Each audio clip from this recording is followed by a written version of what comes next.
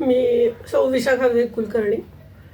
आपण आज अत्यंत सगळ्यांच्या जवळ असलेले साने गुरुजींच्या कथांचं अभिवाचन करणार आहोत, ज्या कथा आजवरही आपल्यावर खूप गारूड करून आहेत. कथेचं नाव आहे अक्काचे लग्न. खरं तर प्रत्येकाच्या आयुष्यात अशी कुठेतरी एक अक्का असतेच. आश्रमातील सायंकाळची जेवणे झाली. सायंकाळच्या जेवणानंतर प्रार्थनेच्या वेळेपर्यंत फिरावयाला वगैरे आश्रमातील मंडळी जात. आश्रमात होता त्या गावी नदी होती. नदीचं नाव बहुळा. नदी तीरावर एक लहानसे महादेवाचे देऊळ होते. देवळाजवळ पिंपळाचे मोठे पुरातन झाड होते. त्याला पार बांधलेला होता. त्या पाराजवळ गावातील मंडळी कधी कधी येऊन बसत असत. गोविंदा व श्याम बाहेर फिरावयास गेले होते. ते टेकडीवर जाऊन बसले होते. लहानगा गोविंदा पावा गोड वाजवित होता. त्याने आपली बांबूची बासरी बरोबर घेतली आणि ते वाजवत होता. कवी हृदयाचा श्याम ऐकत होता. एकाएकी गोविंदा थांबला व त्याने श्यामकडे पाहिले. श्यामचे डोळे मिटलेले होते. तोंडावर गोड आणि मधुर असं तेज होतं. चलताना आश्रमात प्रार्थनेची वेळ झाली आहे. श्यामने डोळे उघडले. श्याम म्हणाला, गोविंदा, बासरी म्हणजे एक दिव्य वस्तू आहे. कृष्णाच्या मुरलीने पशुपक्षी दगडधोंडे सुद्धा विरघळून जात. ते बायकांच्या गाण्यात आहे ना त्याचं वर्णन. यमुनाबाई वाहे स्थिर नादे लुब्ध समिरे, हाल विना तरुवर पुष्प फळ पानरे. गोपीनाथा आले आले, गोपीनाथा आले आले, सारुणिया काम सारे, वृंदावनी वाजविशी वेणू जरा थांब रे. गोविंदा, लहानपणी कोकणात सुट्टीच्या दिवसात पावसाळ्यात मी गौऱ्यांबरोबर रानात जात असे. गाईगुरे चरत व गौरी अलगुजे वाजवत. माझे चुलते छान अलगुजे करीत. लहानशी बांबूची नळी, पण तिच्यात केवढी शक्ती. हल्ली ती ब्रासची वगैरे कर्कश परदेशी अलगुजे विकत घेतात. 2 रुपये त्यांना पडतात. परंतु खेड्यापाड्यातील गोरगरिबांना ही बासरी आहे. मधुर, सुलभ आणि सुंदर. बासरी हे आपले राष्ट्रीय वाद्य आहे. श्रीकृष्णाने ते रूढ केले आहे. 7 लाख खेड्यांमध्ये ते वाजवले जात आहे. वाजव वाजव तू, आळवते गीत. परंतु ती पहा घंटा वाजत आहे. प्रार्थनेस चला, गोविंदा म्हणाला. हो चला. काय रे गोविंदा, काल मी बराच वेळ सांगत बसलो का? परंतु थोडी आईची पूर्वकथा सांगितली पाहिजे होते. आज लवकर आठवेल, श्याम म्हणाला. काल 10-12 मिनिटेच तुम्ही सांगत होता. उगीच अखडते नका घेऊ. मधून मधून निरनिराळे विचार आणि कल्पना येतात. त्यात आमचा फायदा असतो. तो वेळ व्यर्थ का जातो? गोविंदा म्हणाला. बोलत बोलत दोघे आश्रमात आले. गच्चीवर प्रार्थनेची तयारी झाली. सारे जमले. गावातीलही काही मंडळी आली होती. घंटा वाजली. प्रार्थना सुरू झाली. स्थिरावला समाधीत आणि स्थितप्रज्ञ कसा आहे वगैरे गीतेतील स्थितप्रज्ञांच्या लक्षणांची प्रार्थना सुरू झाली. ही प्रार्थना आता राष्ट्रीय प्रार्थनाच जणू झाली आहे. प्रार्थना संपताच श्यामच्या गोष्टीसाठी मंडळी अधीर झाली. श्यामने गोष्टीला सुरुवात केली. माझ्या आईचे प्रेम आम्हा सर्व भावंडात आमच्या बहिणीवर जरा जास्त होते. माझी बहीण जणू आईचीच प्रतिकृती होती. आम्ही तिला अक्का म्हणतो. माझी अक्का दया व क्षमा, कष्ट व सोशिकता याची मूर्ती आहे.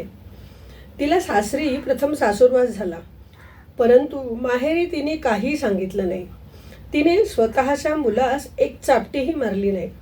मुलांचा राग आलास तर दूर उठून जाते. राग शांत करून परत येते. माझ्या अक्काच्या लग्नाचे वेळेसची गोष्ट आहे.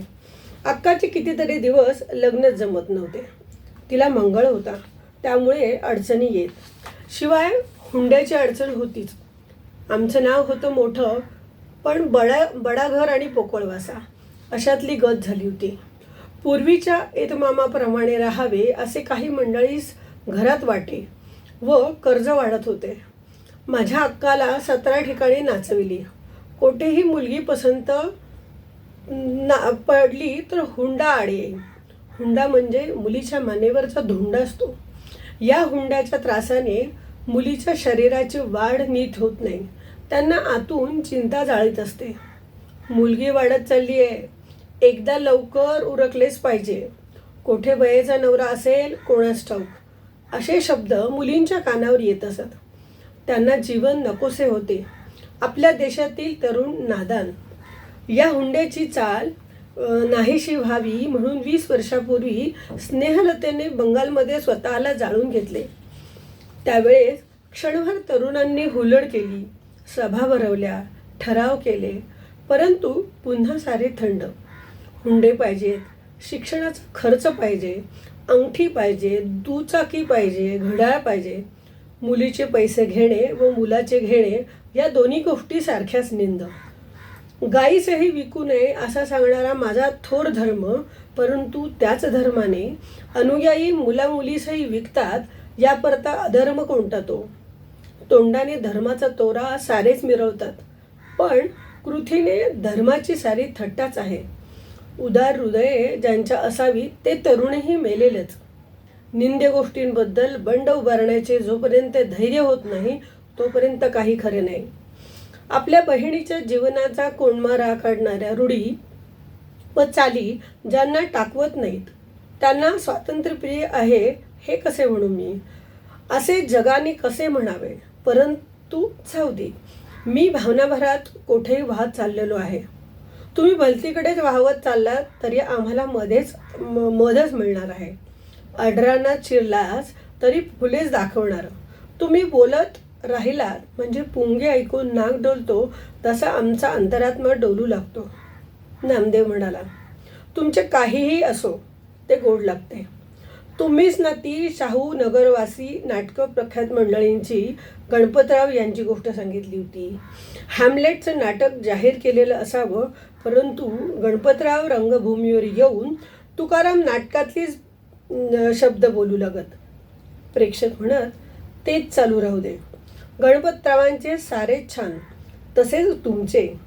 तुम्ही गोष्ट सांगा व प्रवचन द्या, आम्हाला आनंदच आहे. गोविंद म्हणाला, मग अक्काच्या लग्नाचे काय झाले? रामाने विचारले. श्याम म्हणाला, रामची आपली मुद्द्याशी गाठ. बरे ऐका. पुष्कळसे हिंडल्या फिरल्यावर जमले एकदाचे लग्न रत्नागिरीस व्हावायचे होते. आम्हा सर्वांस पालघडहून रत्नागिरीस जावायचे होते. मी तेव्हा 6-7 वर्षाचा असेल. मला फारसे आठवत नाही, परंतु आईच तो प्रसंग सांगत असे. मला तो खवळलेला समुद्र, त्या बैलगाड्या, ते सारं आठवत आहे. गावातील आणि घरची 50-500 माणसं निघाली. बरोबर गडी माणसे होती. बैलगाड्या हरणे बंदराला लागल्या. त्यावेळेस बोटीची फार वाईट स्थिती होती. हरणेला धक्का नव्हता. पडाव समुद्रात कमरेहून अधिक पाण्यात उभी असत. तांडेलाच्या खांद्यावर बसून त्या पडावर जाऊन बसवायचे, नंतर ते पडाव बोटीजवळ जायचे.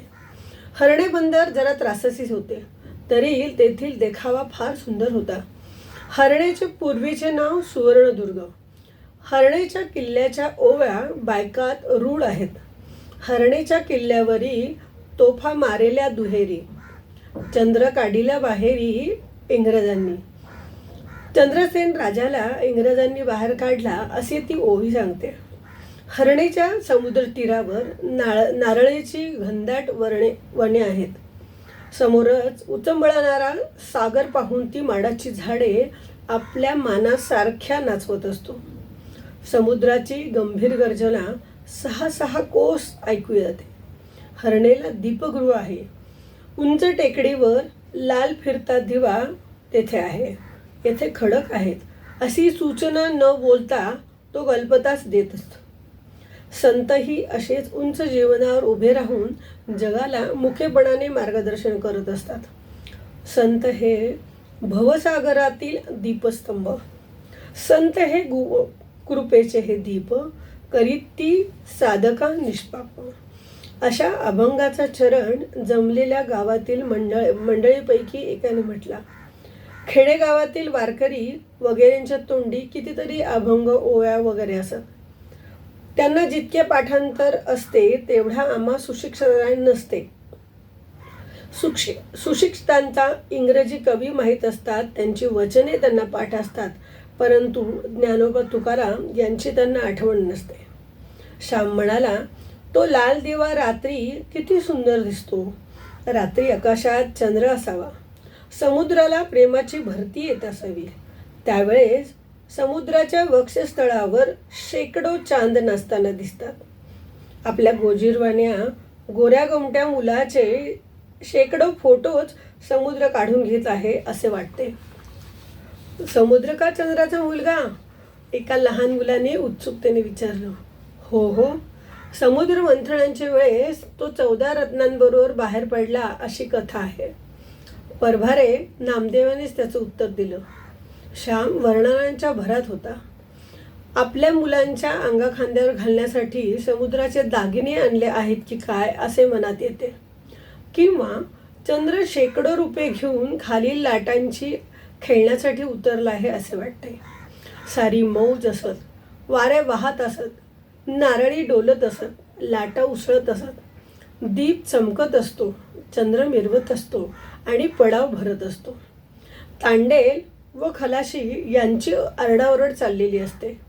कोणाचे सामान राहून जाते, कोणाचे बदलते, कोणाचे हरवते, कोणाला पडाव लागतो, कोणाला उलटी येते. ती एखाद्याच्या अंगावर होते आणि मग तो उसळतो. हिंदुस्थानातील अशीच अव्यवस्था, सारा गोंधळ, सारी उदासीनपणा आणि सारी सहानुभूती शून्यता येथे दिसून येते. आम्ही पडावात बसलो. पडाव चालू झाले. वल्लवणारे वल्ली मारू लागले. चुबुक चुबुक पाण्यात वाजत होते. वाऱ्यांमुळे लाटांचे तुषार अंगावर उडत होते. शाबास, जोर से असे वल्लवणारे म्हणत होते. पडावात खेचाखेच होती. माझ्या आईच्या अंगावर मुलाला घेऊन बसली होती. माझी एक आत्याही तेथे बसली होती. आत्याच्याही अंगावर पिणारे मूल होते. आत्या आजारी असल्यामुळे तिच्या अंगावर दूध नव्हते. वरचे दूध मुलाला पाजत होती, परंतु वरच्या दुधाने तान्ह्या लेकरांचे फारसे समाधान होत नाही. आईच्या दुधाची चव न्यारी असते. ते दूध नुसते दूध नसते, त्यात प्रेम वात्सल्य असते. म्हणून ते बाळाला बाळसे देते, तजेला देते. ज्या देण्यात प्रेम आहे त्या देण्याने देणारा व घेणारा दोघांस परमसुख होते. किनाऱ्यावरील बैलगाड्यांच्या बैलाच्या गळ्यातील घंटांचा आवाज दुरून कानावर येत होता. बंदरावरचे दिवे अंधुक दिसत होते. बोट दूर दिसावयास लागली होती. तिचा वरचा दिवा दिसू लागला होता. तरी बोट बंदरात येऊन पडाव लागावयास अर्धा तास लागला. अरे चावतोस काय असा? काय आहे प्यायला त्यात? असे आत्या मुलावर ओरडली. तो मुलगा आणखीनच रडू लागला. काही केले राहीना. पडावते गर्दी होती. इकडचे तिकडच्या भावायास जागा नव्हती. आजूबाजूला तेव्हा पुष्कळ लोक होते. तेव्हा जर मूल रडायस लागले तर आयांना मेल्यासारखे होत होते. आपल्या मुलाने हसावे, खेळावे, सर्वांनी त्याचे कौतुक करावे, त्याला घ्यावे, नाचवावे, मुके घ्यावे, यात आयांना परमानंद असतो. ते पाहून कृतार्थ वाटते. परंतु मूल जर रडू लागले तर मात्र फजिती. हसऱ्या मुलाला सारे घेतात, रडणाऱ्याला कोणी घेत नाही. वास्तविक रडणाऱ्याला घेण्याची जास्त गरज असते, परंतु त्याचा सारे तिटकारा करतात. जगात सारे सुखाचे सोबती, दुःखाला कोणी नाही. दिनाला जगात कोणी नाही, पतिताला कोणी नाही. ज्याला सहानुभूतीची अत्यंत जरूर त्यालाच त्याची वाण. दिनको दयालू, दानी दुसरा नकोई. मूल रडू लागले आणि ती कटकट होते. झालं काय कार्ट्याला रडायला? अहो असाच रोज रडतो. अशी बोलणी आईच्या कानावर येतात. तिला वाटते पृथ्वीसकट मुलासकट पृथ्वीच्या पोटात गडप व्हावे. चवचव करणारी तमासगीर मंडळी जगाच्या बाजारात फार. माझ्या आत्याला त्यावेळेस तसेच झाले. मूल तर राहीनाच. माझी आई जवळच होती. माझ्या आईने आपल्या मुलास गड्याजवळ दिले आणि ती आत्याला म्हणाली, वंश माझ्याजवळ द्या त्याला, मी त्याला घेते. आईने प्रेमाने आत्याच्या मुलाला घेतले, त्याला पाजले. ते बाळ पोटभर माझ्या आईच्या अंगावर दूध प्यालं आणि हसू खेळू लागला. आई त्या लग्नात स्वतःच्या मुलासही रडवी, परंतु वंचनच्या मुलाला अगोदर शांत करी. मुलांना काय, गोड दूध आईचे मिळाले की रोज तेच ते. आत्याचे मूल रडू लागताच आईने घ्यावे पाजावे. आईने कधीही कुरकुर केली नाही. उलट तिला परमधन्यता वाटे, परमसुख समाधान वाटे. माझी आई ती गोष्ट एखाद्या वेळेस सांगे आणि म्हणे, श्याम, अरे जवळ असेल ते दुसऱ्यास द्यावे, दुसऱ्यांचे अश्रू थांबवावे, त्याला हसवावे, सुखवावे. या आनंदासारखा आनंद नाही. स्वतःच्या मुलाचे श्याम कोणीच कौतुक करेल, परंतु दुसऱ्याच्या मुलाचे करील तितक्याच प्रेमानं करेल तोच